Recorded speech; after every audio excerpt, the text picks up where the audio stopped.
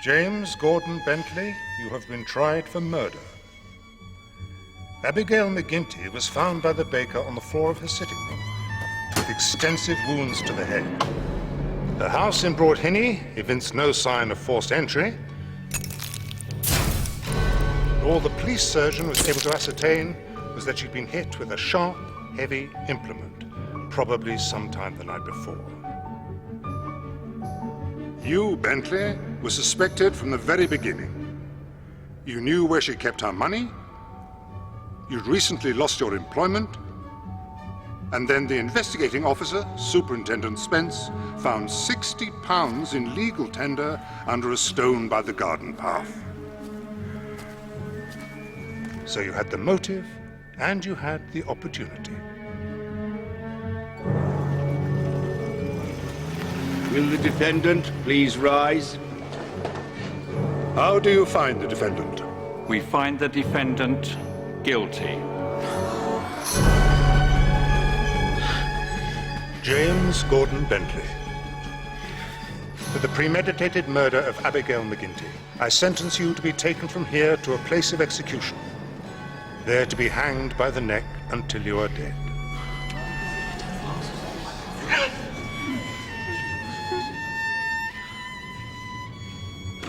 Well done, Superintendent. You brought a first-rate case.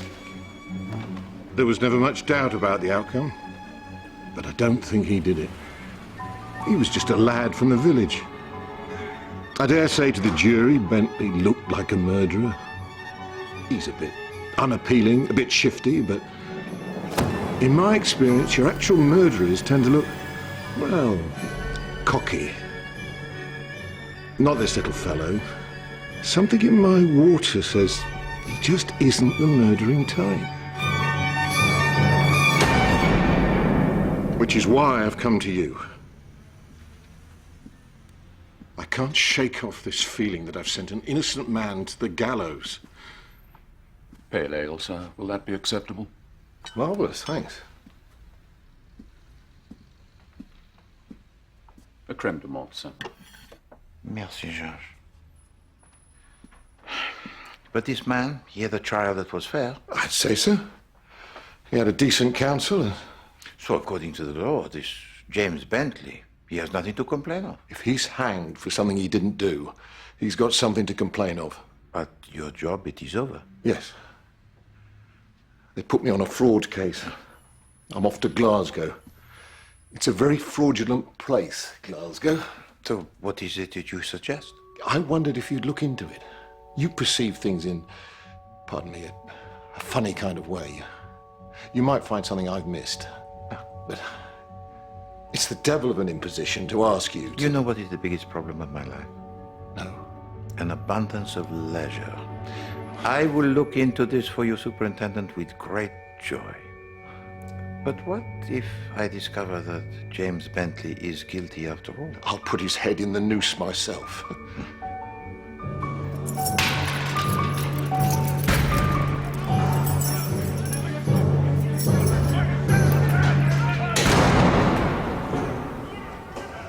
I lived with my mum. I looked after her until she died. And then I had to sell her. And so you became the lodger of Mrs. McGinty? Yeah. Yeah, I was taken on at Brever and Skull in Kilchester. It's about 4 miles from Broad Hinney on the train. Sorry, but I'm not familiar with the Brever and Scuttle. They sell houses. Well, I never sold no houses, but I showed a few people around. Most of them never came back, so... well, Mr. Scuttle let me go, and I couldn't get another job. And so your money had run out? Yeah, £3 a week she charged me. And so you became, what is the phrase, en arrière, in arrears with your rent? I was 2 months behind, yeah. Allah.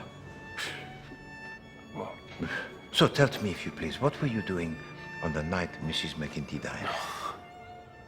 what's the point?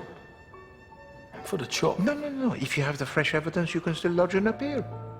Yeah, but I haven't got fresh evidence, have I? But I have told you, I am Hercule Poirot. Perhaps I can discover for you something. Well, thank you, sir. Thank you very much. good. Et maintenant, the night of the death of Mrs. Mcginty? She had her supper about 6:30. Bread, kipper, and margarine. I goes out for a walk about 7, came back about 9.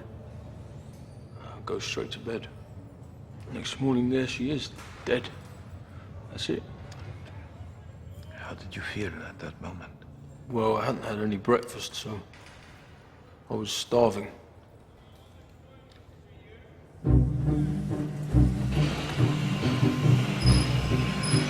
There.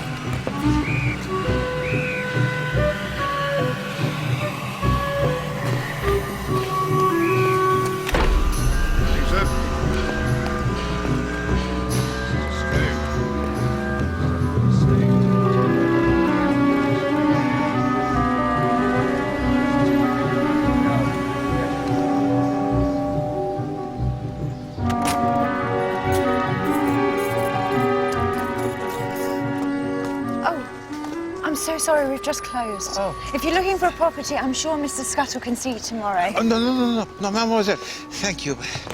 It is not a property that I seek. Hercule Poirot. I make the further inquiry into a former employee of the Breeder and Scuttle, Monsieur James Bentley. Oh, is there new evidence? Is he going to appeal? Oh, I'm so glad. You liked him? Amy called him a drip, but yes, I liked him. He writes, you know. He's a decent chap, really. Makes me very happy to hear that, mademoiselle. Tell to me, if you please, did he ever talk about his landlady, Mrs. Mcginty? He said she gave him kippers too often. James doesn't like kippers. And did he ever mention to you that he knew where she kept her money? Actually, he did. He said she kept it under a floorboard because she didn't trust the bank. He reckoned he could help himself to it any time. Oh, Lord, I shouldn't have said that, should I? No, de rien, mademoiselle, de rien. Now, I must hurry myself to catch my train to Broad Hinney. But tell me, mademoiselle, how do you call yourself? Maud Williams. Oh, Mademoiselle Williams, the question it is this. If James Bentley did not kill Mrs. Mcginty, who did?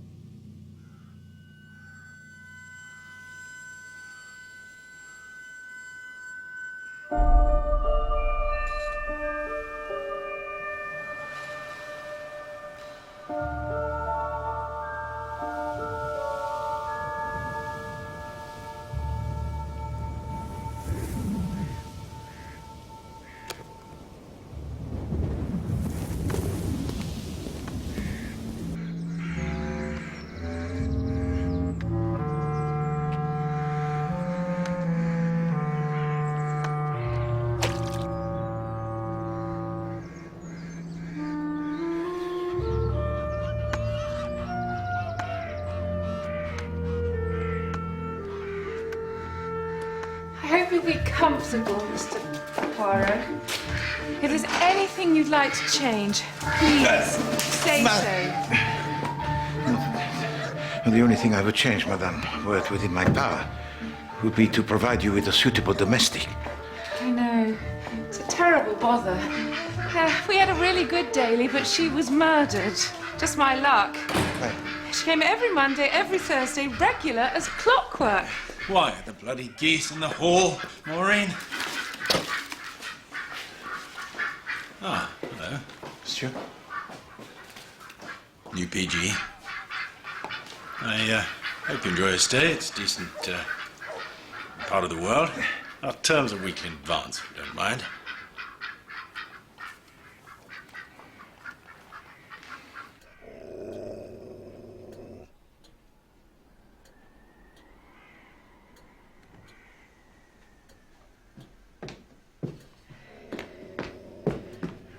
Dinner shouldn't be too long now. Madame, the window in my room, it does not close properly. There is the current of the cold air. I know. Johnny's father and mother were badly off, poor dears. Never did a thing to the house. And when we came back from India, Johnny couldn't afford to either. Now he's writing his memoirs, Highways and Byways of Hindustan. That's why the place is falling down, and that's why we take in PGs. PGs? Paying guests. Oh, good boy. Things are a bit buggered at the minute, financially. Can't be easy for Johnny in the village. But they're all very nice people in Broadhinny.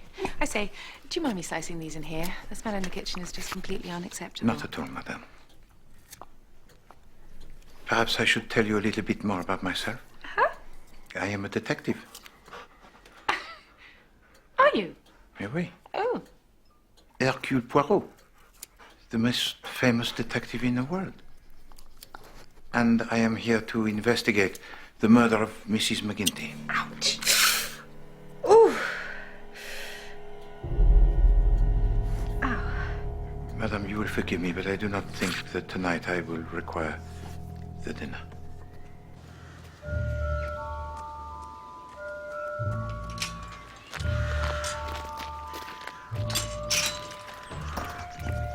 Take one twice a day, Bessie, and the hot flushes should stop. Oh, thank you, Doctor. Thank you. Good day. Monsieur le docteur. S'il vous plaît, madame. I says to Auntie, you oughtn't have a man like that in the house, wandering around muttering to himself, might go off his head. And of course he did. Dreadful. Then he goes and hides the loot under a stone. I mean, what kind of half-wit does that?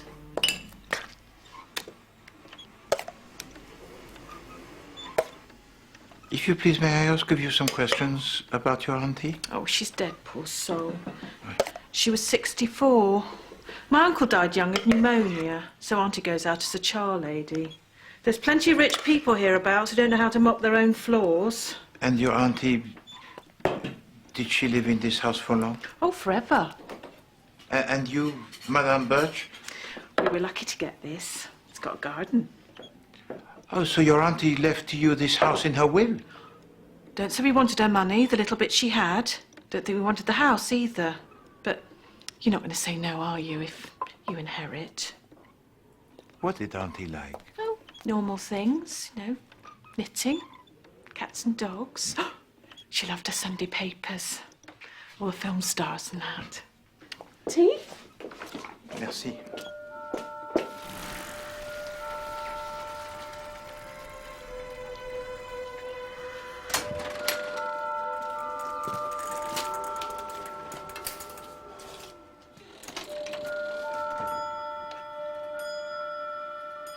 No milk, if you please.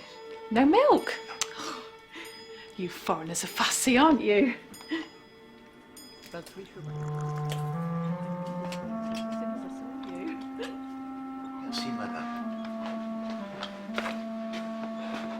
Bessie, who's this? This is Mr... Oh, I can't pronounce his name. He came to see where poor Auntie was killed. This is my husband. Monsieur? What are you doing in my house? He's got a letter, Joe, from the police.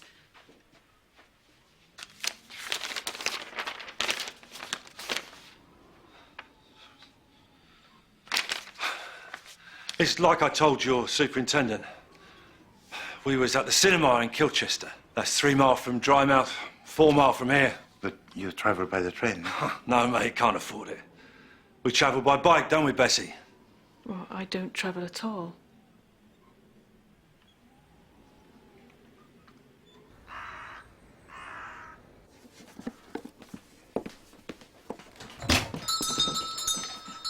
Mademoiselle?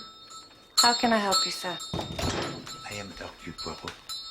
And if you please, I would like to buy some writing paper and some envelopes. This is a nice blue bond. So what brings you to Broadhinny, then? The murder of Mrs. Mcginty. Oh, that. That was a shocking carry-on. You knew her well? Past the time of day. Anything else? Yes, if you please, 12 one-penny stamps. Tell to me, you know her niece, Madame Birch? I know Missy Birch. Then Mrs. Mcginty, she was fond of her. Oh, very fond, I think. And the husband of her niece, Mrs. Mcginty, was fond of him also? As far as I know.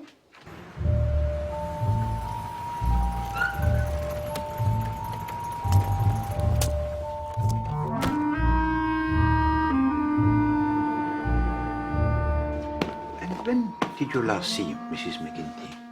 Oh, let's think. She died on a Wednesday. It must have been early on Monday. She came in for a bottle of ink. A bottle of ink? Expect she wanted to write a letter, don't you? Morning, Mrs. Carpenter. Miss Sweeterman?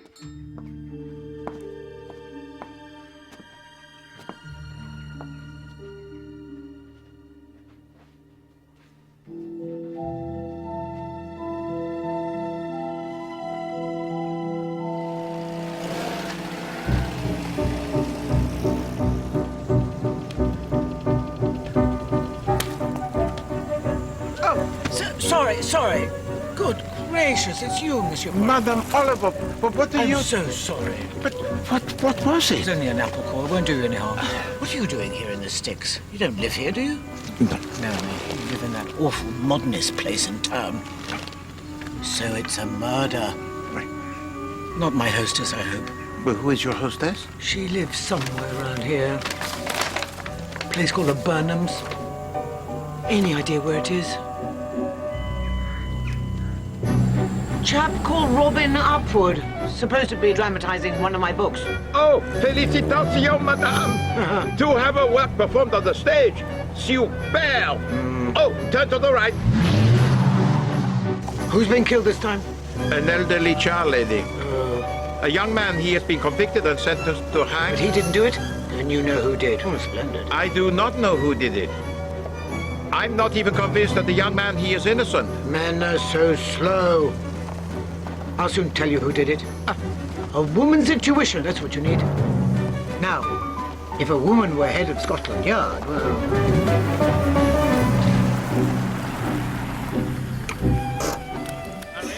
Oh, Lord, it's him, Shakespeare. Don't worry, I'll be discreet. No, madame, I do not wish you to be discreet. Truly? Truly. So pleased you could come.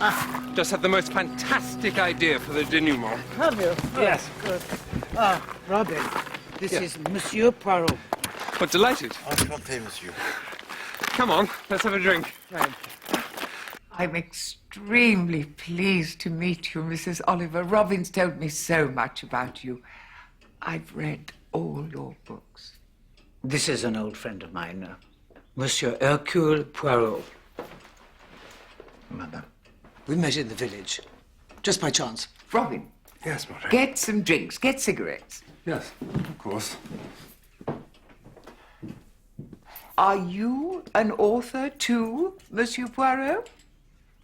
Je regrette que non. Oh, he's a detective, a real one. You know, Sherlock Holmes type. Deerstalkers, violins, that sort of thing. And he's here to solve a murder. But who has been murdered, monsieur? Oh, you already know of it, madame. It occurred last November, the 22nd. Mrs. Mcginty? Oui. Well, that's all over, surely. No, it's not over at all. They've arrested the wrong man. What was his name? Monsieur James Bentley. Huh? But he didn't do it. Poirot's got to find the real murderer before they execute the other one. Expect his little grey cells are churning. It's all frightfully exciting. Ah. Yeah? The white lady for you, my darling. Thank you, my dear. Mrs. Oliver. Oh, thank you so much. Monsieur? No, merci. She used to work here, Mrs. Mcginty. If you can call it work, going through drawers, peering into one's checkbook, the nerve. No, don't get your blood pressure up, Marjorie. She had her uses. Robin, of course you're right. I suppose she did sweep and scrub. Robin is as good as a daughter to me, Mrs. Oliver. He thinks of everything. You're wasting your time snooping in Broad Hinny. We're all very nice people here. Good luck with your play. Good luck with your murder. Monsieur. Au revoir, monsieur. Au revoir. You have everything that you need, madame? Oh, yes, I'm perfectly well provided for. I have reams of paper, oceans of ink, and I'm sure Robin has gin. What more does a girl need? But you have brought your own ink?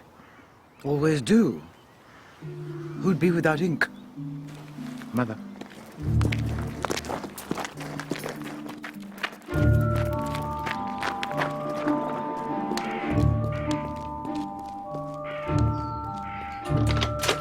No, she always went down to the post office and used the telephone.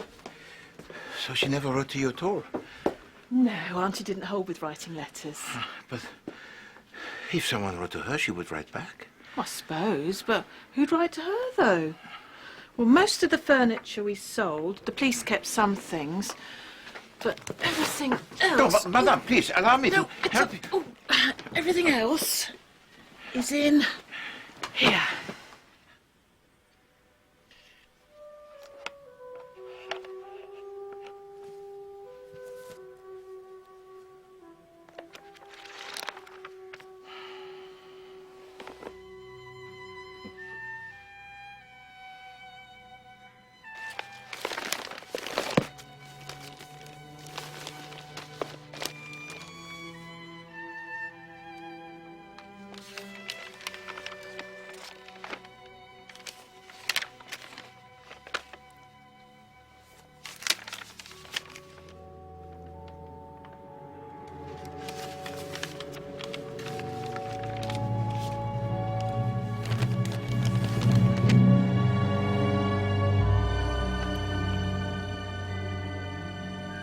Days before she died. Aren't you staying for lunch? There's pancakes, if I can get them out of the pan. No, madame. It is necessary that I go to London. But I return tomorrow, and then perhaps I shall teach you how to make the omelets. Au revoir. To the station, if you please.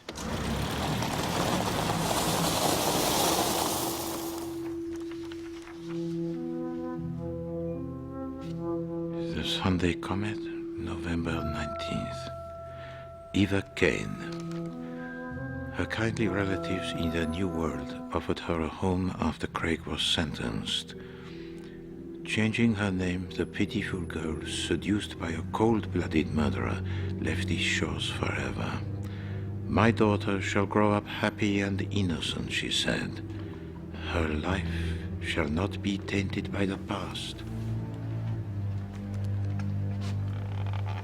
Your hot chocolate, sir? Merci, John. Voilà, le deuxième photo. Lily Campbell was too young to be tried for murder, but her conduct during her years at approved school is said to have been exemplary. Now, having atoned for her tragic lapse, Lily Campbell lives somewhere, a good citizen, a wife, a mother. Where, asks the Sunday Comet, are these women now?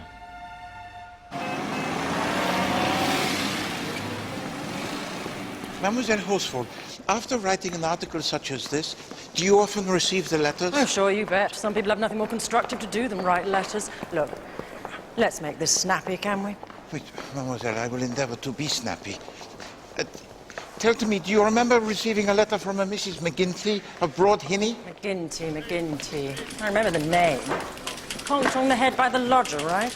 Not a very noteworthy crime. No, a child lady merely. I mean no sex appeal. Look here, you know, I do remember Mcginty from Broadway, practically illiterate. No, Broad Hinny? Broadway. Atrocious handwriting. Yes, so you may have mistaken it. I didn't mistake it. She wrote from Broadway. Something about a photograph. She knew where there was a photograph like in the paper, would we pay her anything for it, and how much. And how did you respond? I sent back the standard reply. To Broadway. Broad Hinny. So she never received it. But she did recognize a photograph, and that is most interesting. Mademoiselle Horsford, I thank you very, very much indeed. Oh, pardon me, just one other thing. This article that you wrote on the individual cases, the tragic women, is it accurate? Accurate? heck, who knows? No, what I mean to say is that the characters of your heroines may not be quite as you represent them. Look, it's romantic fiction for a Sunday paper. Now, I've no doubt Eva Kane was a thorough bitch. As for little Lily Gamble, well, I wouldn't let her anywhere near my cutlery. Eva Kane went abroad, you know, to the New World, to the Dominions, to start a new life. And there is nothing to suggest, is there, mademoiselle, that she did not return to this country? Not a goddamn thing.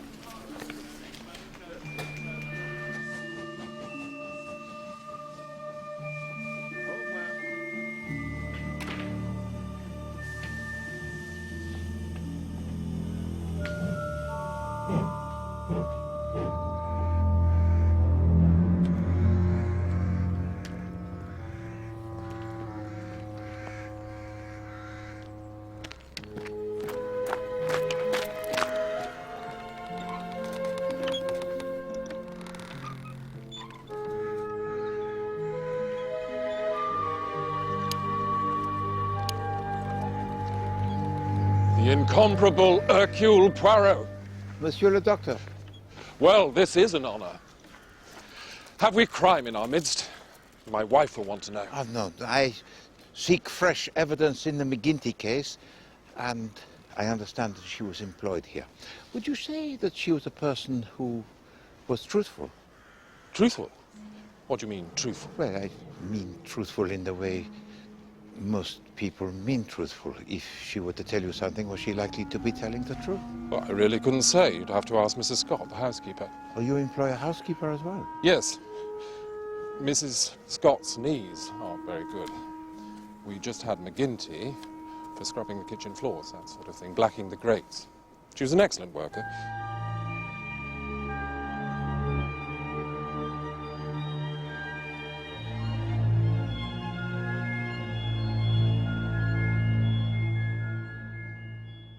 There's little doubt that Bentley did it, you know. Did you know him? Yes, he consulted me once or twice. Should have been more, but he couldn't afford it. Nervous type. Coddled by his mother when she was alive. One sees that so often. We've another case in point right here. Do we? Yes. Mrs. Upwood. Laura Upwood. She keeps that son of hers tied to her apron strings. Oh, he's a clever enough fellow, Robin. Not quite as clever as he thinks he is, mind you. And she, to my way of thinking, insulates him from real life. Have they been here long? In Broadhinny, only 3 or 4 years. And you yourselves, Doctor? Oh, we've been here about 8. I gather you're staying at Longmeadows. Wait. Poor devil. It's coming to something when the best family in the county has to take in lodgers, isn't it? Ah, this is my wife, Mrs. Rendell. Madame. Do you know who this is, Sheila? This is the great detective, Hercule Poirot. Oh, don't mind her. She does that. We're both very crime-minded. Read a lot about it. Already? For the criminology? For the fiction? Or the Sunday papers? All 3. And do you descend as low as to the Sunday comment? Where would Sunday be without it? Let me fetch you a drink. I mean, you do see, don't you, Ariadne, darling? I mean, here we have your fantastic young man, your Sven Hjerksen. He's arriving dripping with sweat, having skied the 10 miles from the village. He's 60. No.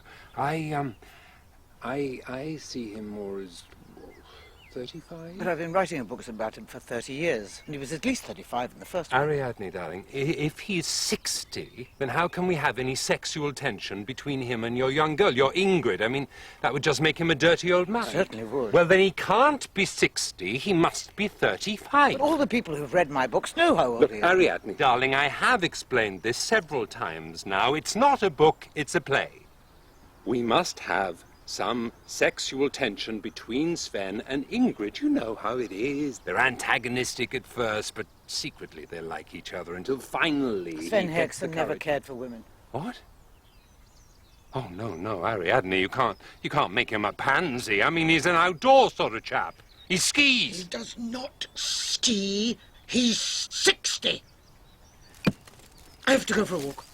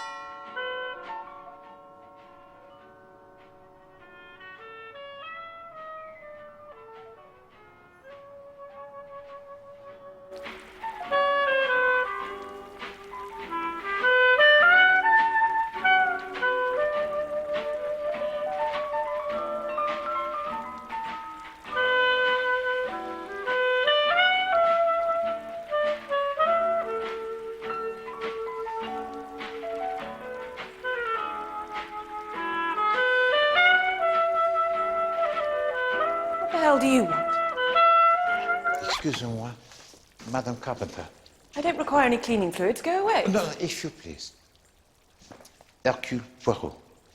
And I have a few questions to ask you about the death of Mrs. Mcginty last November. I don't know who you mean. Madame, you do not remember the Mcginty?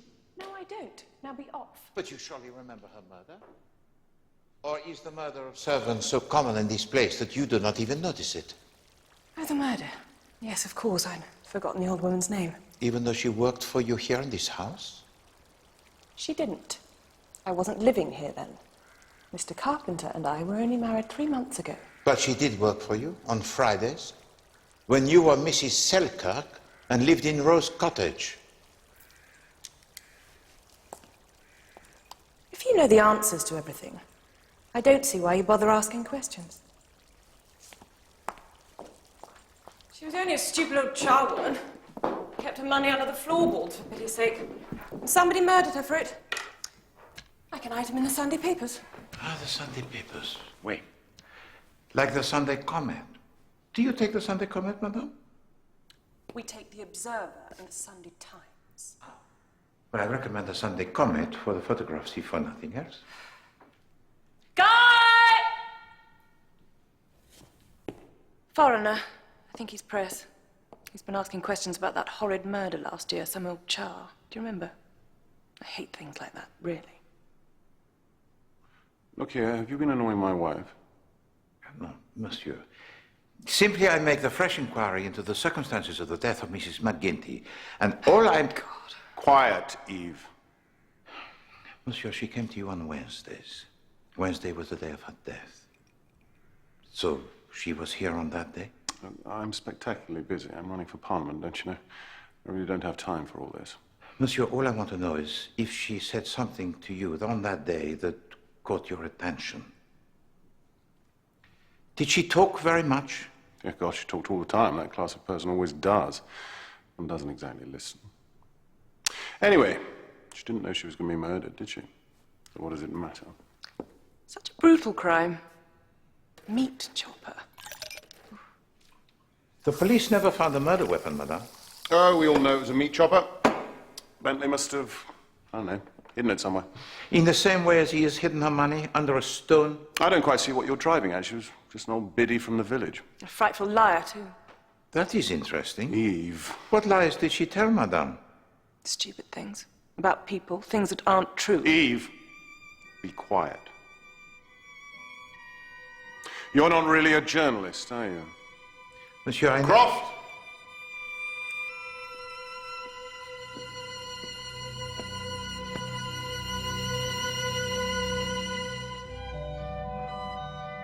The date of execution had been set for Monday fortnight. Have you any ideas? Anything at all? Here are the photographs. The ones the Sunday Comet used. You'll never make an identification from them. You recall the Craig case, Poirot? Oui, d'accord. Alfred Craig, the town clerk of Parminster, and Eva Kane, 19 years of age. No. She it is who falls in love with Craig, and Craig with her. And one day the neighbors, they hear that the wife has been ordered abroad for her health, but her health, it declines, and in time she dies. But she does not die on the French Riviera. She dies in the cellar in Parminster, poisoned. Enfin, Craig is executed, and Eva Kane, who is expecting a child, flees from the country. Yes. She went to Australia. And I can tell you the name she took. It was Hope. Evelyn Hope. Colleagues of mine think that Eva Kane was a clever little actress. She did the murder, and Craig swung for it. But if it is true... There's no evidence. No, but if it is true that Eva Kane is a killer, then peut-être she may kill again. Then there's Lily Gamble. Ah, Lily Gamble. She is rescued from a tenement that was overcrowded in the East End of London. She was placed in the care of her aunt in the suburbs, Wimbledon. And one evening, Lily Gamble, she wished to go to the pictures, but her aunt, she said no. So Lily Gamble, she picks up the meat chopper from the table, swings it at the head of her protector, and because her aunt, she is weak and small, The blow, it killed her. Lily Gamble used a chopper on her aunt, and McGinty was dispatched with a similar instrument. Well, if Mrs. McGinty saw the photograph, it was in one of her regular houses. And if Eva Kane is still alive, she must have more than 60 years, and her daughter would be in her 30s. I have only met one person in Broadhenny who has the right age to be Eva Kane, and that is Madame Upwood. But she suffers from the arthritis. She is confined to the wheelchair. Also, she does not have a daughter, only a son, whom she adores. But if Mrs. Upwood was Eva Kane, mightn't her son kill Mrs. McGinty for the sake of his mother's reputation? No. I think he might use it for publicity for one of his plays. But you know, there are 3 women who have the right age to be the daughter of Eva Kane. Sheila Randall, the wife of the doctor. Maureen Summerhays from Long Meadows. And Eve Carpenter. Let us first consider the daughter of Eva Kane. Maureen Summerhays, she does not strike me as a clever little actress, even though she has been away for many years in India. Sheila Randall, now she is afraid of something, but of what I cannot discover.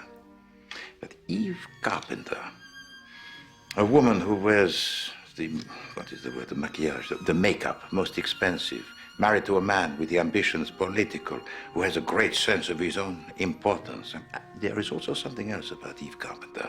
She is so vain that she will not wear the spectacles, or only those that have a tint. And without the spectacles, she cannot even see to cross the room. But you know, from the point of view of age, any one of these 3 women could also be Lily Gamble. At the time of the death of Mrs. McGinty, Madame Carpenter was not Madame Carpenter. She was a young widow, very badly off, living in the cottage of a laborer, engaged to the rich man of the neighborhood. If only Guy Carpenter had discovered that he was about to marry a woman of low origin who had bludgeoned to death her aunt with a meat chopper. You do think it's Eve Carpenter, don't you? I do not know.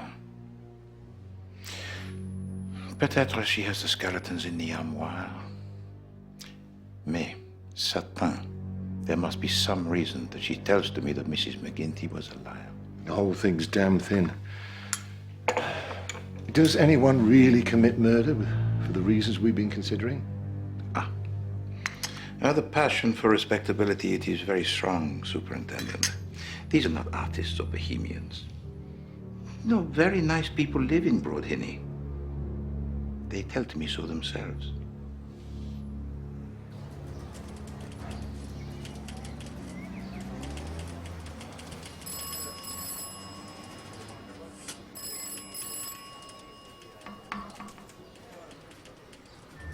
I think that you do not originate from Colchester, Mademoiselle. No. Moved here about a year ago.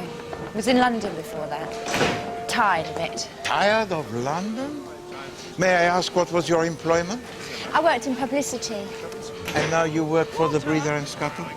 But I fancied a change. But do you make progress, Monsieur Poirot? That's what I want to know. Mademoiselle, we do not have any suspects. We do not have the murder weapon, and we do not have any evidence that James Bentley did not do it. So to speak truly, no, we do not make the progress. But there are only 2 weeks until they hang him.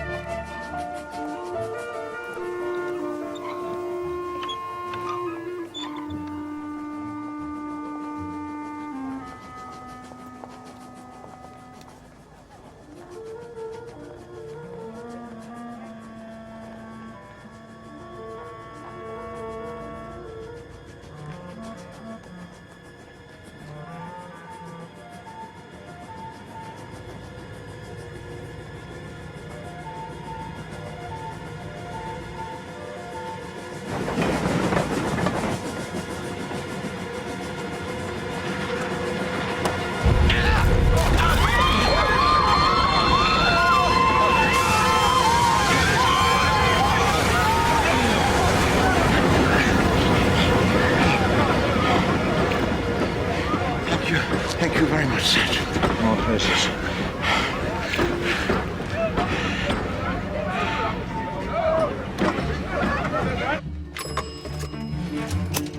Superintendent Spence, if you please. Superintendent, I have some very good news for you. No.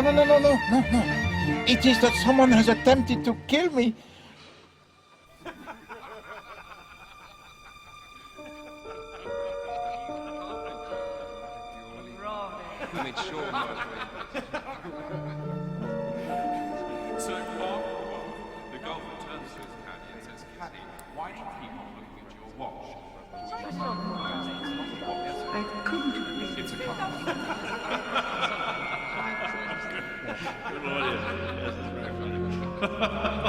It's him.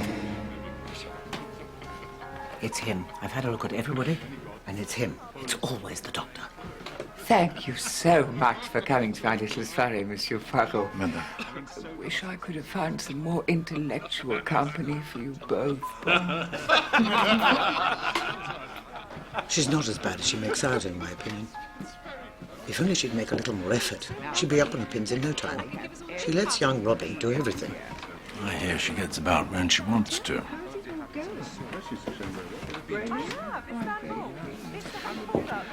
You know, yesterday somebody tried to push me under a train in Colchester. Good gracious. I think they intended to kill me. Well, Dr. Reynolds had a surgery in Colchester yesterday, so that settles it. No, not quite. Monsieur and Madame Carpenter, they were also there. He was speaking at the meeting political. She was doing the shopping. Major Summerhays, he was there also, buying the pig feed. Well, Robin Upwards in the clear. He and I were at work all day on the wretched dramatization. Now he wants Sven having sex in a sauna. Sven's never had sex in his life. You don't know how I suffer. No. Well, I too suffer. The cooking of Madame Summerhays, it is beyond description. Well, it is not cooking at all. The currents of the cold air, the long hairs of the dogs, the chairs, the terrible, terrible beds in which I try to sleep, and the coffee. Words cannot describe to you the fluid they serve to you as coffee. We like parties. Such lots of lovely gin. And it's all thanks to you, Mrs. Oliver. Wish I could write books. I can't do anything, really. Oh, there was a woman writing in the paper the other day, the Sunday Comment. A very, very silly woman. Horseful or something.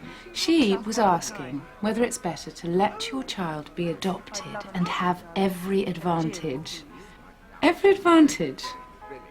Or whether you should keep it, whatever your circs. Idiot. I was adopted. I had every advantage. It's always hurt. Really sodding hurt. To know that my mother didn't want me. I was so cruelly abandoned. Well, just be thankful someone took you in, darling.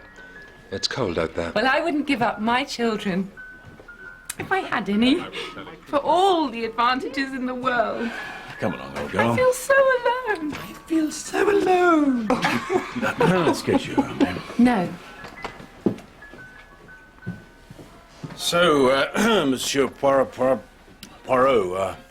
I suppose you have reason for thinking James Bentley didn't do it. Oh, tell us, please. If he didn't kill her, who did? Haven't you got any clues, Poirot? That's it, clues. Clues that mean everything to the detective and nothing to you until at the end you fairly kick yourself, don't you, Mrs. Oliver? I usually kick myself at the beginning. Come on, Poirot. Give us a glimpse at the workings of your colossal brain. Yes, come on. Come on, give us a clue. You wish for clues?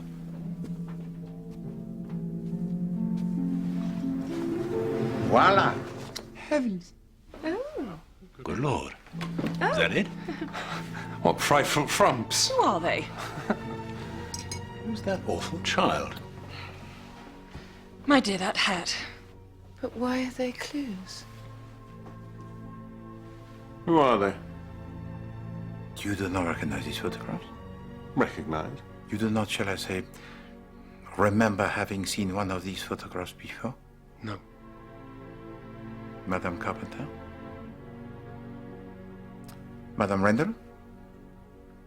Madame Rendell, you perhaps? Oh. Ah, yes. Madam Upward. You recognize one of these photographs, do you not?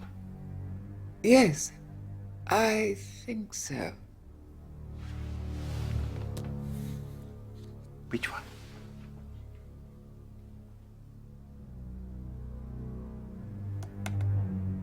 So you have seen this photograph before? When?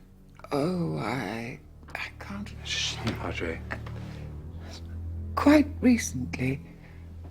I can't remember where, but I'm sure I've seen that photograph before.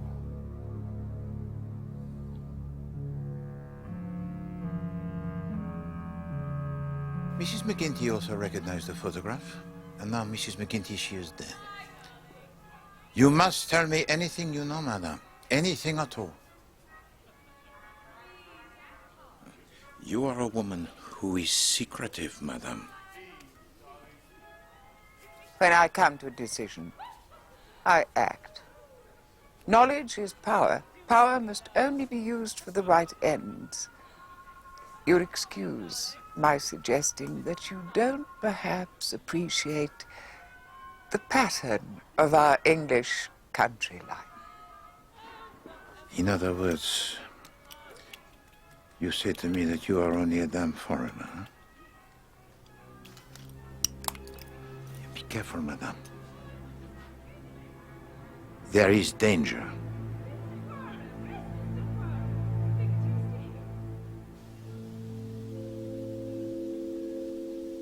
Where is it, Joe? Where's the money? Woman, mind your business, all right? Doing it again. Just like before. We don't pay rent now, so they can't kick us out. We own the bloody place.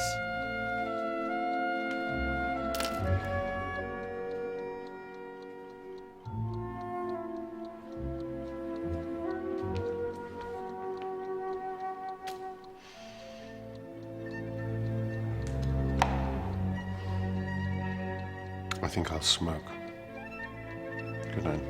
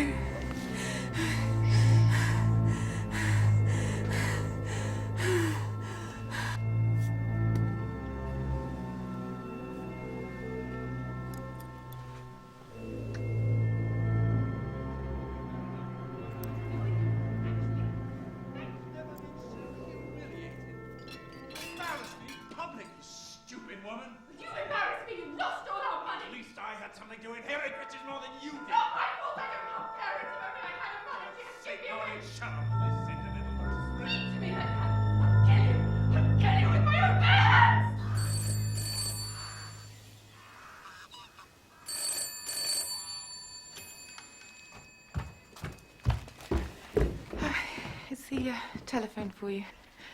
Merci, madame. Here, boy, come on. Madame, there is also a new current of cold air in my room.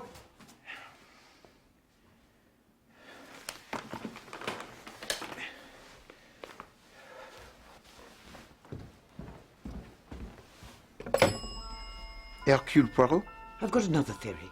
Joe Birch. Married to that niece of Mcginty. They had money troubles. Joe fritters it. They can't pay the rent. Joe leaves the cinema in Kilchester, cycles the 4 miles to Broadhinny, clobbers the old girl, then pedals back just in time for the credits. Then they inherit the cottage. Got it? See you later.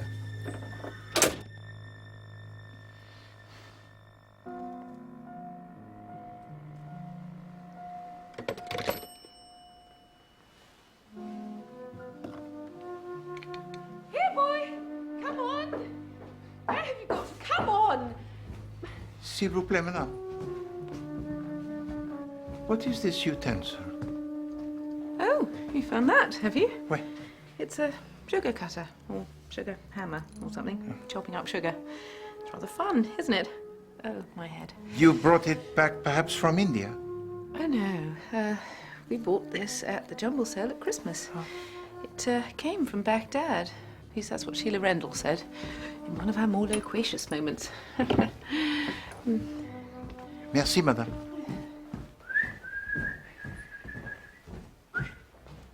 Come on, boy.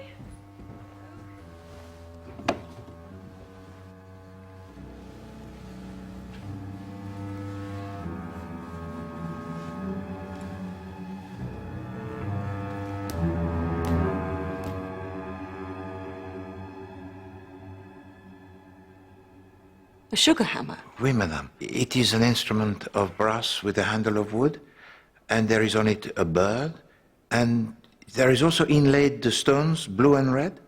Oh, yes. Madame? Oh, yes, we bought it in the bazaar on holiday last year. But it looked out of place, so I took it to the jumble sale. I see, so you kept it here in this house until Christmas, and then you took it to the jumble sale? No, it wasn't the Christmas sale, it was the one before that, Harvest Festival. The Harvest Festival. So when is that? September? October? It's the end of September. Are you sure you took it to the jumble sale in September and not at Christmas? Yes.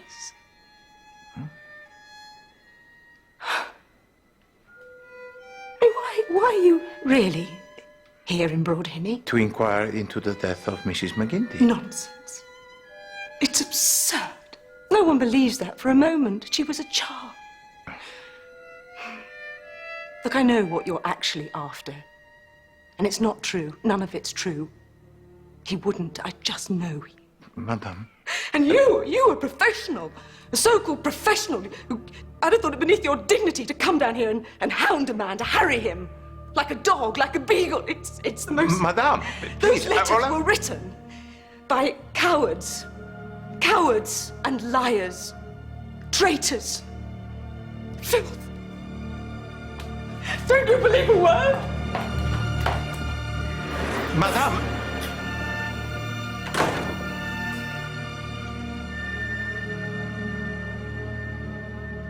It is not glamorous. It is not fashionable. It's cheap. Sven Herkson is a vegetarian. Sven Herkson has always been a vegetarian. He's got a little machine for chopping carrots. Yes. Ariadne, precious, yes. But why? I don't know. Why ever thought of the revolting man? Must have been mad. These things just happen. You try something, and people seem to like it, and then you go on, and before you know where you are, you've got someone like that maddening Sven Herkson tied to you for life. Shouldn't you spend some time on casting, Robin? Didn't you think Cecil Leach was a good idea? Oh, that is very shrewd, Madre. You know, Cecil Leach could do it. Now, why don't we motor over to Kilchester tonight? He's in my touring production at the Rep.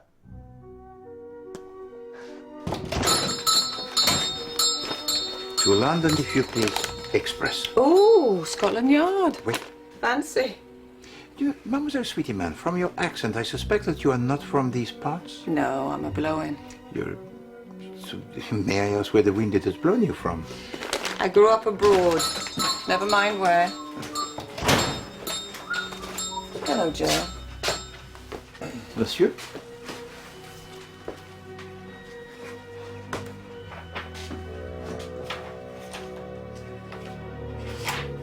Marjorie, I'm so sorry. I just don't want you to feel lonely. That's all. Look, we can cancel it. You'll do no such thing. Go out and have a lovely time. You'll enjoy it, Mrs. Oliver.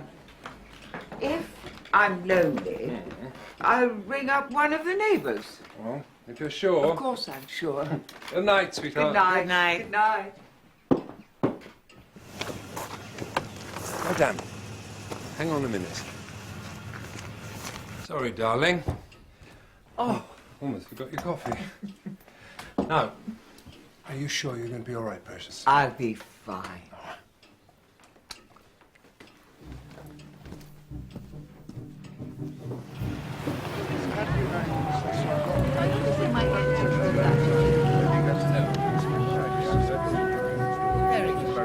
I've something for you. Something that might help the investigation. Mrs. Carpenter, Eve Carpenter, used to be an exotic dancer at the Cactus Club in Soho. How do you know this? Well, I've been scouting around. And? She's still got the publicity stills. Pretty audacious, actually. Mademoiselle, are you telling to me that you have broken and entered? Certainly not.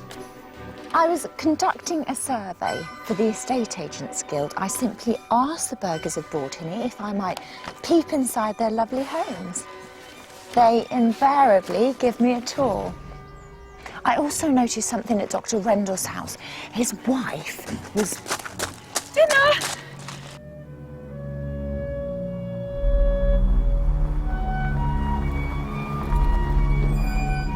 Well, that was incredibly well received, wasn't it? You know, I think that Cecil is going to be just perfect for us.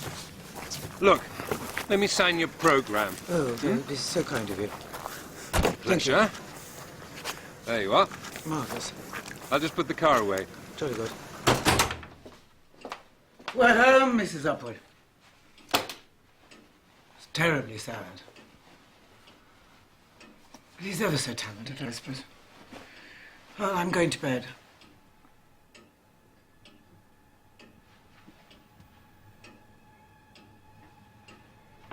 Mrs. Upwood. Mrs. Upwood?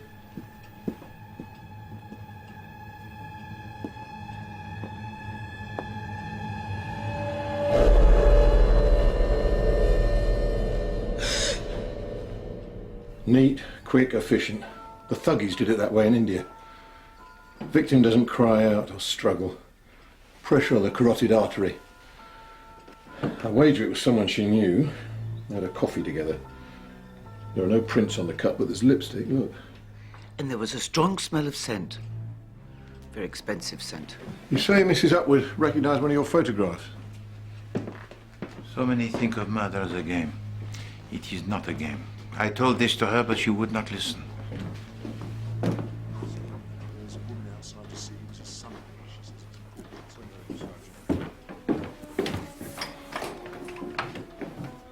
Come in, Mrs. Summerhays.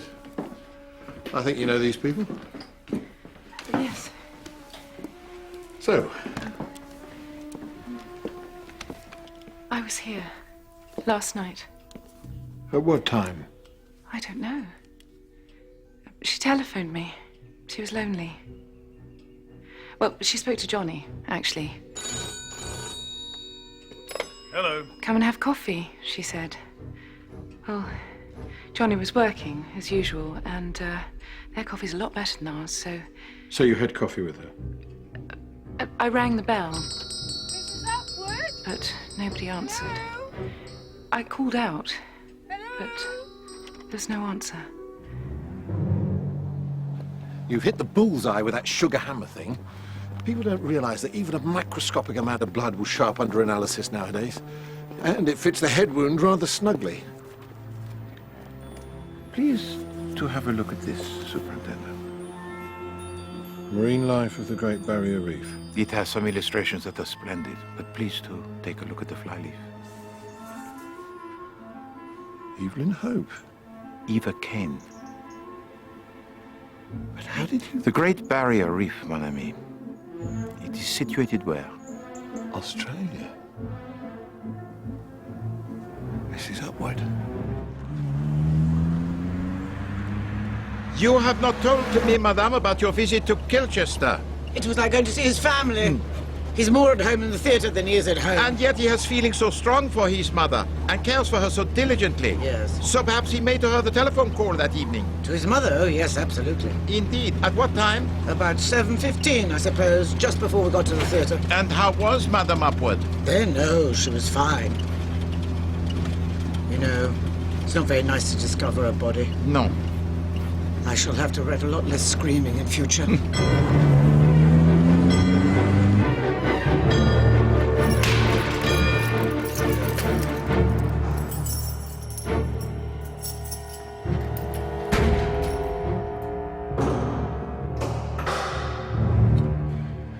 They'll hang me eventually. They're keen. Your friends work hard for you. What friends? Maud Williams.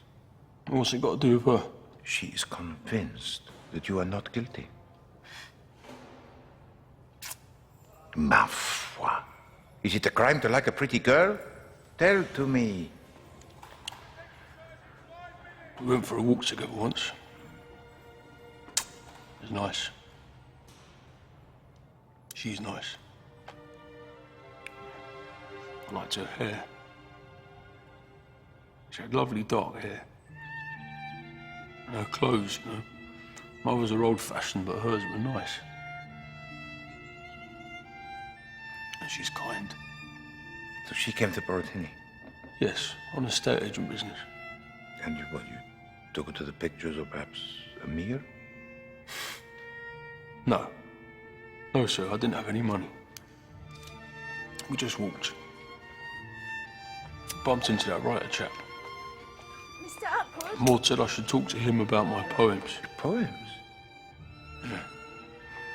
Yeah. I write these little poems, you know.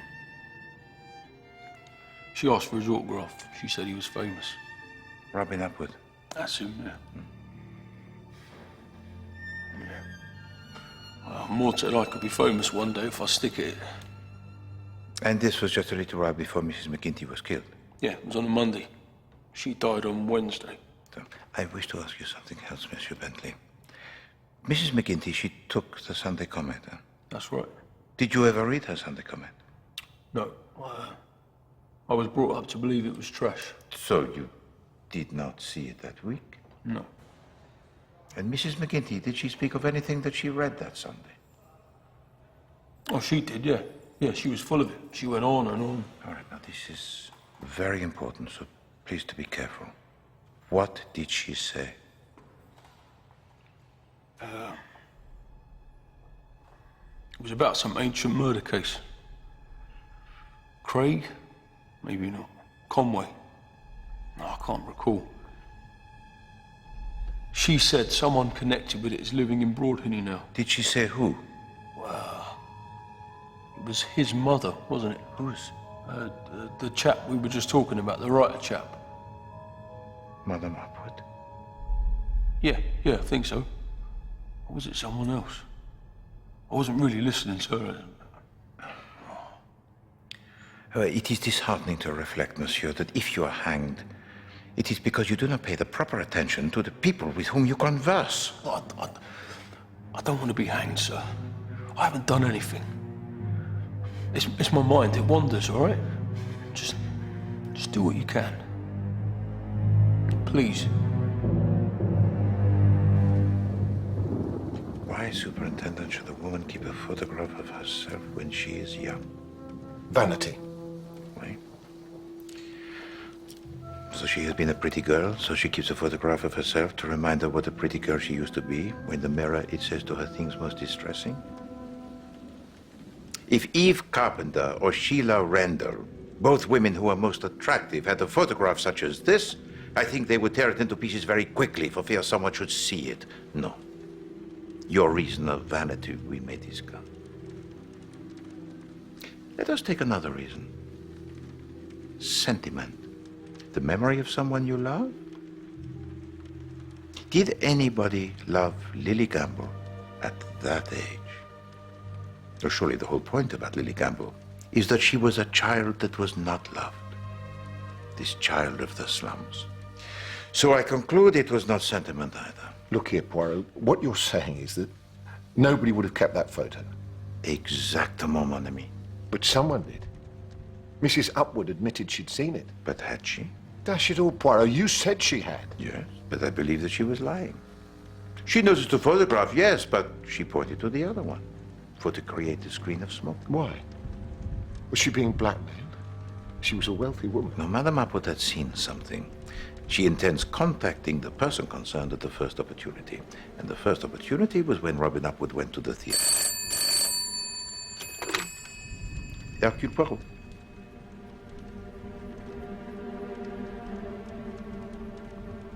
I should be there first thing tomorrow.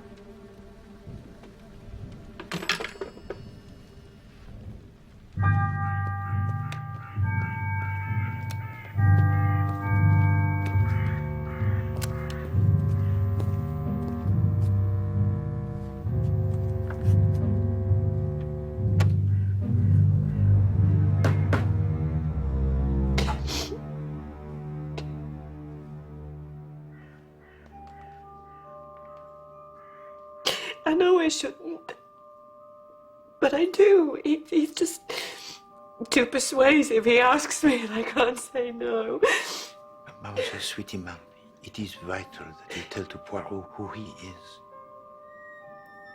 Joe Birch. Or the husband of the niece of Mrs. Mcginty. And you have met him on the night of the murder. I saw someone going into Laburnum's. I think it was a woman.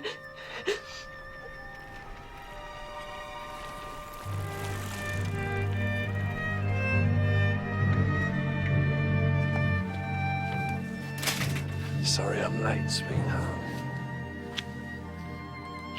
The Major said I had to tell you.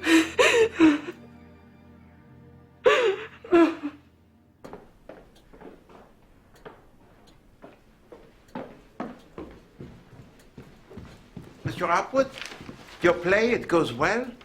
Well, no, to be honest. I was just having a little break. But, well, I must persist. I feel it's what poor old Marjorie would have wanted.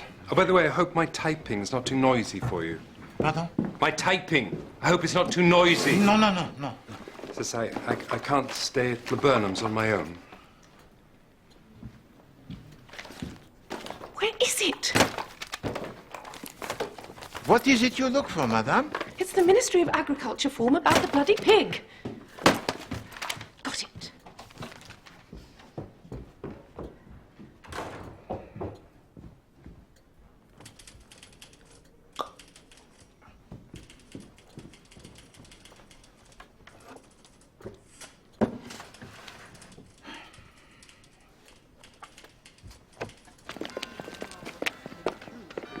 Madame Render?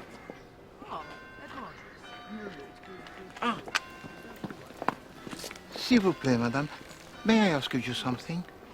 Did Madame Upwood telephone to you on the day of her death? At what time? Mrs. Scott, the housekeeper, took the message. Ask her. And what was the message? Was it perhaps to ask you to go there that evening? Yes. But I'm ashamed to say I took my medication and I fell asleep after dinner. And when I woke, it was too late and it was dark. I should have gone. Yeah. Merci, madame.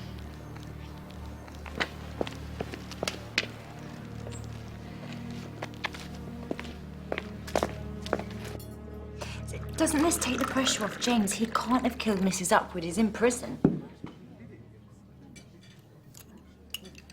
What is it that you want, mademoiselle? Well, I believe in James Bentley. He's a troubled soul, but I believe he can do great things. I want to clear his name. All right, tell to me what you discovered at the house of Dr. Randall. Well, on reflection, it may have been nothing, but his wife was burning letters. There was a pile of letters in the grate in her sitting room, still smouldering. Now, what might she be up to? I mean, she hardly looks the type to be having an affair. Does the name Evelyn Hope mean anything to you? Evelyn Hope? I see you know the name. What? Yes. It was the name Eva, what's her name, took when she went to Australia. It was in the paper, the Sunday Comet. Well, the Sunday Comet said many things, mademoiselle. It did not say that. Evelyn Hope is a name that I discovered in a book at the house of Madame Upwood. What? Why did you want the autograph of Robin Upwood? Why did you come to this part of the world in the first place? How do you know Eva Kane went to Australia? Sorry, I've got to go. Where to, mademoiselle? I've got to go, I'm sorry. Goodbye. Mademoiselle?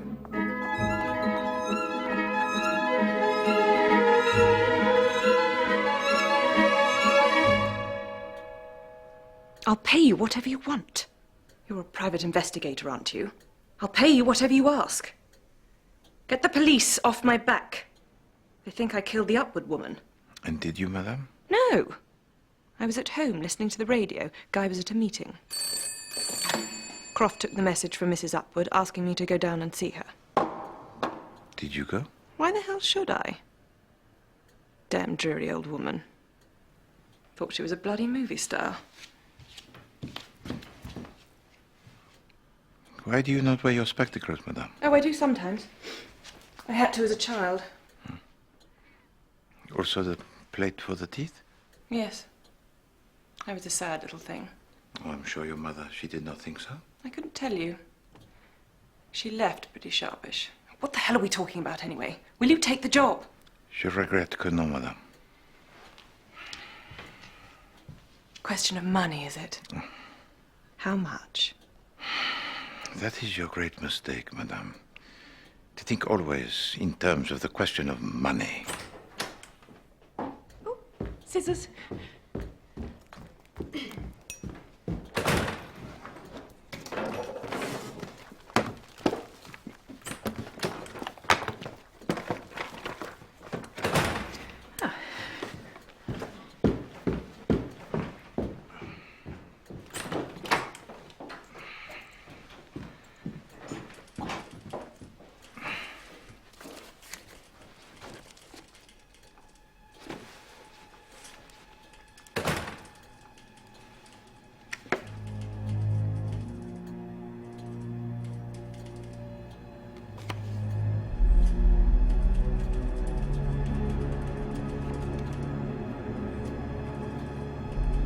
I've been making inquiries in Dublin. There's a woman called Lily Brogan, serving life in Mountjoy jail for chopping up her spouse with a meat cleaver. She's the right age. She wears thick glasses, has a vile temper, and is said to have originally come from Wimbledon. Hardly conclusive.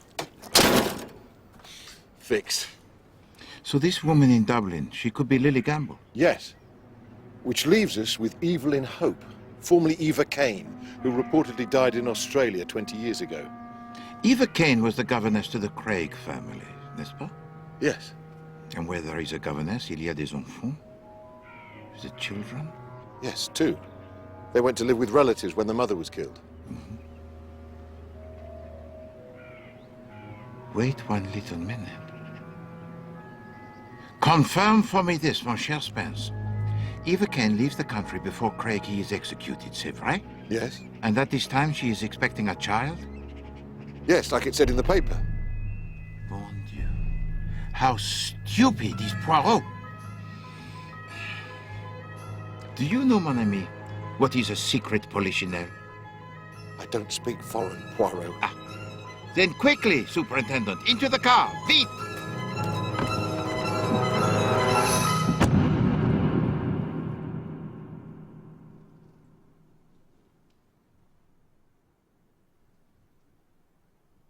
Mesdames, Messieurs,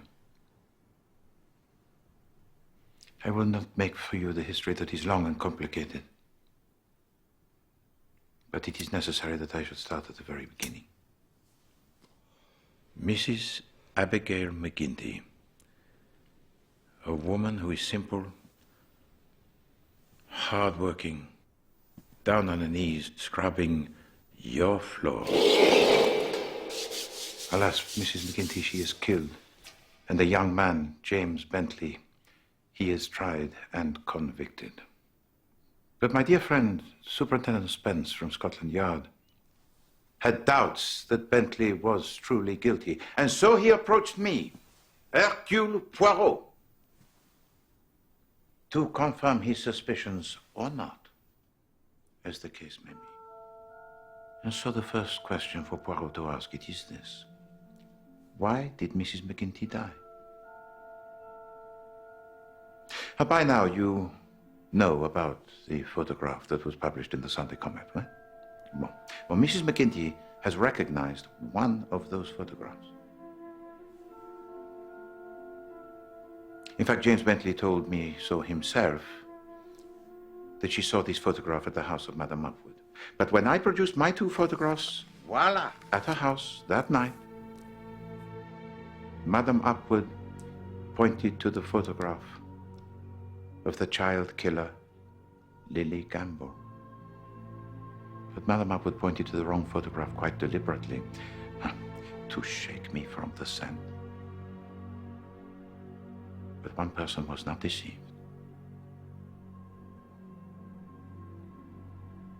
The murderer.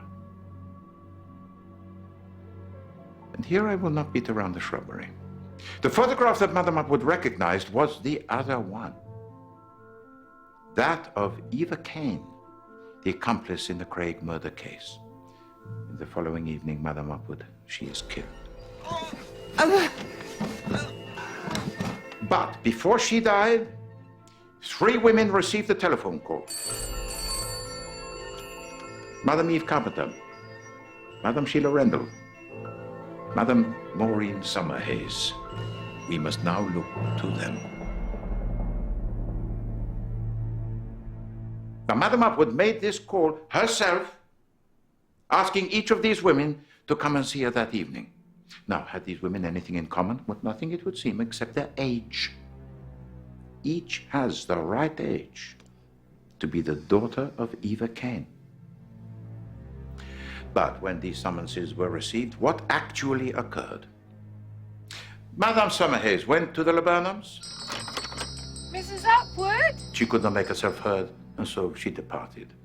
Madame Carpenter and Madame Rendell, for different reasons, they did not go. And yet, there were traces of lipstick on the cup on the table. There is also another witness who shall remain incognito, who saw a woman walking up to Laburnums.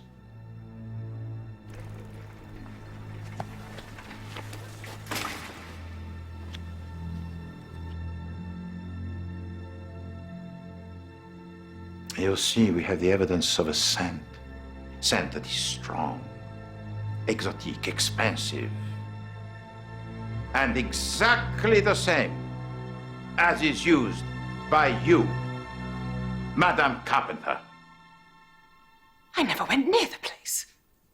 Guy, do something. We already know certain things about your wife's past, monsieur. Things that she would rather keep hidden. You bastard! Perhaps she has further secrets. Let me inform you, Poirot. We have laws of slander in this country. Is it a slander, monsieur, to say that your wife wears a certain lipstick or uses a certain perfume? You utter bastard! This is ridiculous. Anyone can go splashing my perfume about. Exactement. Anyone could, and someone did. Clumsy and crude. But it made me to think. Scent? Lipstick on a cup? But surely lipstick, it can be removed very easily, every trace, but it was not. Why not? And it seemed to me that there was an emphasis, most deliberate, on femininity, an underlining of the fact that it was a woman who committed the murder. And so Poirot, of course, he begins to suspect that it was not. The telephone calls that these women received, they were only messages. None of them actually spoke to Madame Upwood herself. She communicated with Monsieur Croft, your butler, Madame Scott, your housekeeper. And of course, with you, sir, Major Summerhays. What did she say to you, in fact? Hello. She said ask Maureen to pop round for coffee, if you would. Just so.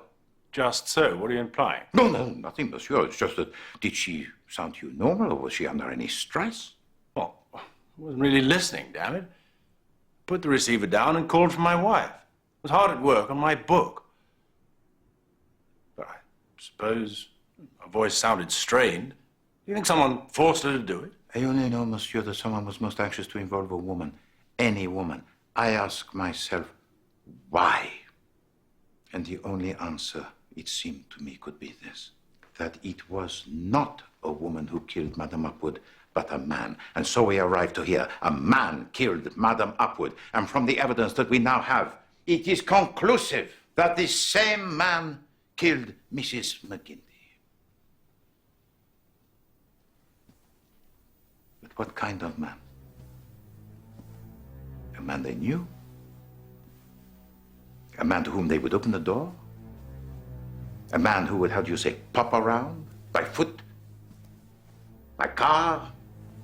By bicycle? Both of these murders hinge on a photograph. And after the second murder, Well, I'm sure you all agree with me that the very presence of this photograph for the murderer, it is very dangerous, huh? It should be destroyed, huh? But it was not. How do I know this? I discovered this photograph only yesterday in a drawer in this room.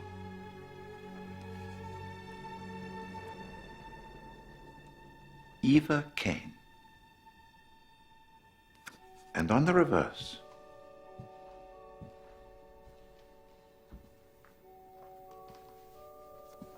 my mother. I don't understand. I never saw them. You told to us that you were adopted. You never knew your parents, but someone did. Someone knew, someone discovered, someone has all the ancestral pride of the family, and someone who, rather than let the world know that his wife was the daughter of Eva Kane, would rather die, or in this case, would rather kill. Now look here, you filthy swine, I've just about had enough. Anyone can put a photo in a drawer? Quite potty. I'd never seen that picture before in my life, except at the Upwards that night. Who's that awful child? You are fortunate, madame. The Poirot knows he is telling the truth, huh?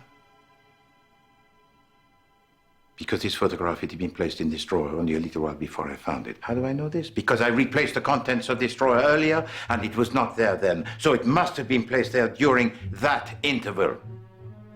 And so, both crimes were committed by a man. And for the simplest of reasons, money. In a flyleaf of a book that I discovered at Madame Atwood is the name written Evelyn Hope. Now, Hope was the name given to Eva Kane when she left England to go to Australia.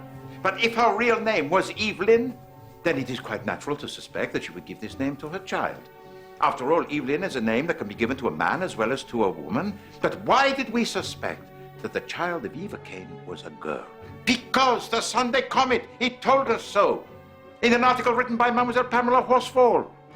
But, mes amis, this article, it was a work of fiction. How could Pamela Horsfall possibly know the sex of a child that was unborn? Accurate. Heck, who knows? No! Evelyn Hope was the son of Eva Kane. He left Australia, came to England, found work. He attracts the attention of a widow who is rich, lonely. And little by little, she grows to adore him. He changes his name to hers by deed poll, and they come to Broadhenny. But your real name, monsieur, it is Evelyn Hope. N'est-ce pas?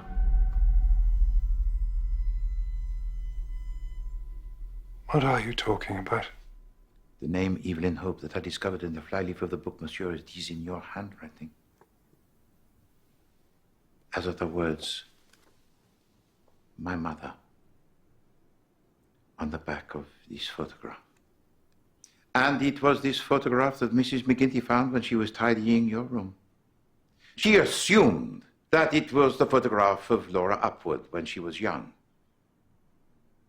She could have no idea that Madame Upwood was not your real mother. But your real mother, monsieur, it was Eva Kane. And you know that if your madre, she knows, she would throw you out on your own, to fend for yourself.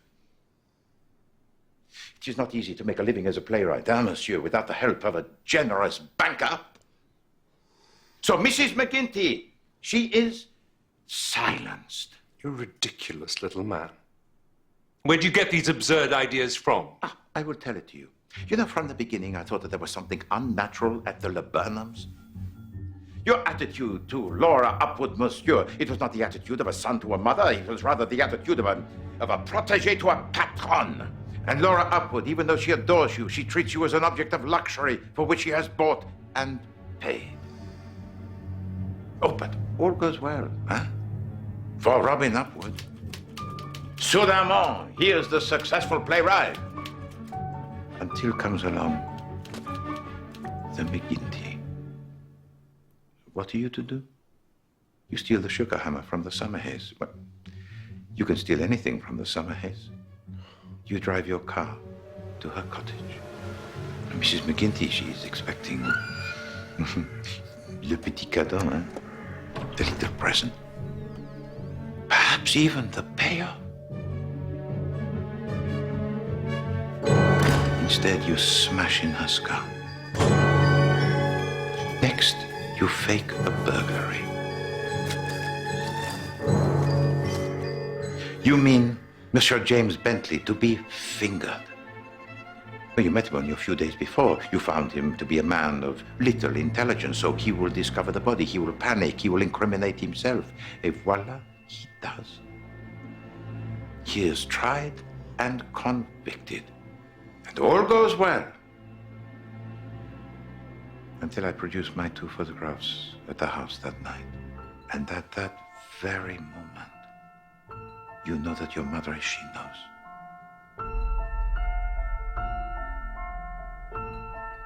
And so you prepare your mise en scène. Damn. Hang on a minute. You leave Madame Oliver sitting in the car. Oh, almost forgot your coffee. Now, are you sure you're going to be all right, Precious? I'll be fine.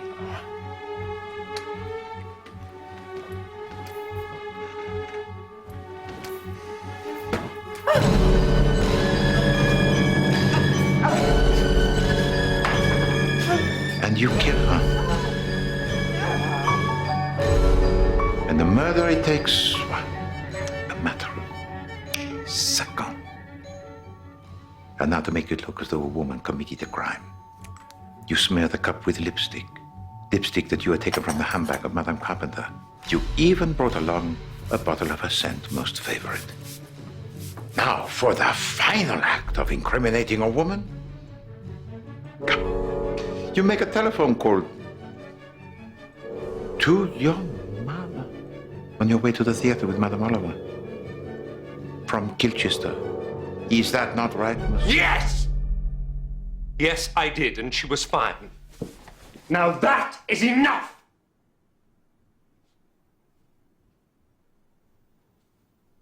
I shall certainly be contacting my lawyers immediately. This lawyer had better be an expert, monsieur. Because you did not telephone to your mother, because at that time, Laura Upwood, she was already dead. Oh, you made the telephone call, yes, but you made the telephone call to 3 women. Madame Eve Carpenter, Madame Sheila Rendell, and Madame Maureen Summerhays. You employed all the skills of the actor that you once were. Hello, this is Laura Upwood. I wonder, would you please give Mrs. Rendell a message? And now you wanted to place any one of these 3 women at the scene of the crime. And once you had discovered that Maureen Summerhays, she had been there, it was then that you conceived the idea of placing this photograph amongst her possessions. After all, the sugar hammer was hers. And because she had been adopted, she would find it very difficult to prove that she was not the child of Eva Kane. But you forgot to observe one little fact, monsieur. The fact that Madame Maureen Summerhays never at any time wears the lipstick. Is that not so, Madame? No, I never wear lipstick. See, monsieur. When I tidied the drawer, I knew that the person who had placed these photographs there was typing above my head. And then I remembered what you said to Maureen Summerhays when she admitted to being adopted that night. Just be thankful someone took you in, darling. It's cold out there. And then I remembered the title of your play as told to me by Madame Oliver. Abandoned. And then I knew that you, Monsieur Robin Upwood, or rather, Monsieur Evelyn Hope, you were also adopted. Is that not so? Is that not so?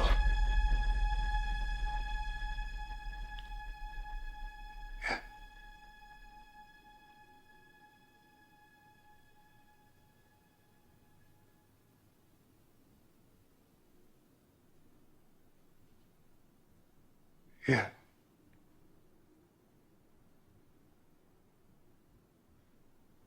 Don't look at me. Please! Don't look at me!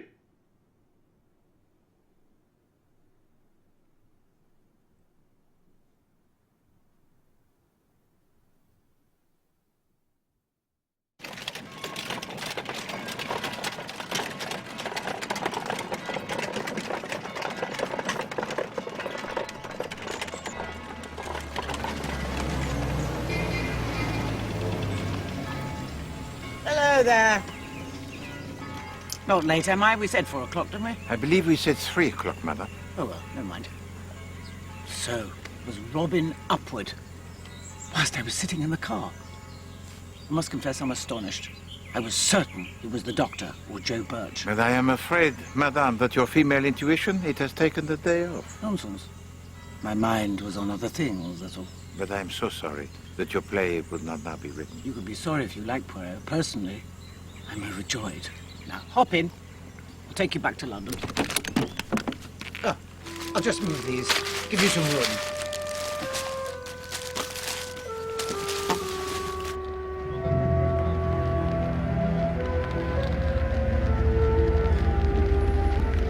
So, who was it who tried to push you under a train?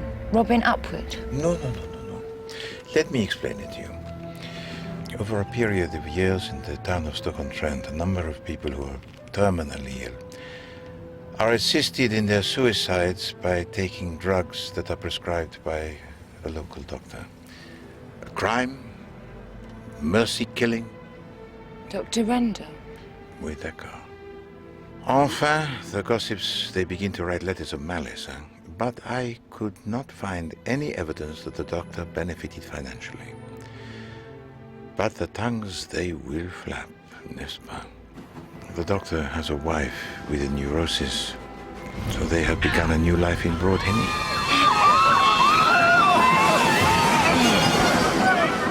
Et tout va bien until comes along the meddling little Belgian. Oui, c'est moi. But Poirot, you know he is immortal. And what is more, he knows everything. For example, he knows it was you that night at Le Burnham's. You were the girl. And Poirot, he also knows your real name. It is Craig, n'est-ce pas? And Eva Kane was your governess. She killed my mother. I went there that night to take my revenge. I was going to kill her, but she was already dead. And now I know it wasn't her after all. Thank God I didn't pull the trigger. So, do you intend to charge me or something?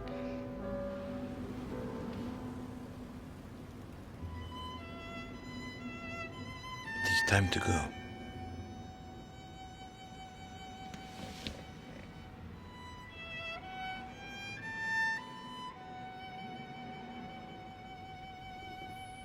So go.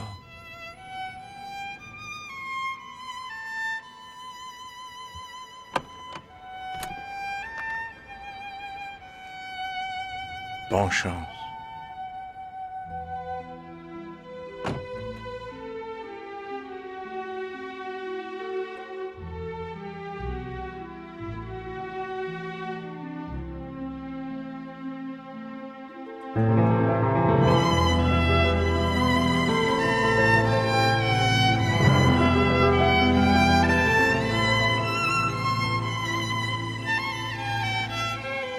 Whitehaven Mansions, if you please.